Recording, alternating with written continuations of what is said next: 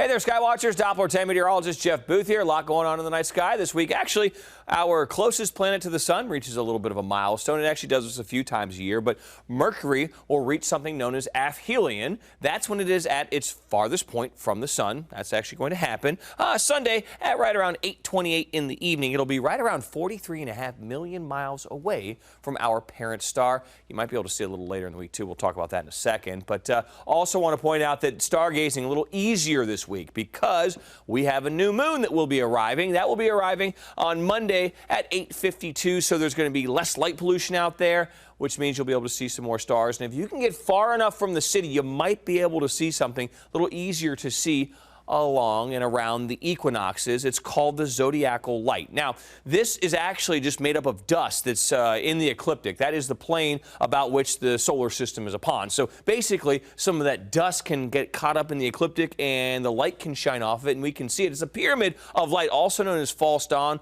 or you can actually see it in the east before dawn this time of year. So if you can get far enough away from the city lights, you might be able to see that kind of neat stuff there. And also, too, we mentioned Mercury might be able to find that on Thursday evening. Venus will be very close to that thin, young crescent moon. It'll be shining pretty brightly out in the west at dusk. And if you can get a clear enough view of the horizon, you'll have to have a pretty clear one. Again, be far away from the city lights. You might be able to catch Mercury as well, just below and right of the pair. So you'll be able to see some neat stuff out there in the night sky this week. Hopefully you can get out there and enjoy it. I'm Doppler 10 meteorologist Jeff Booth. Happy hunting.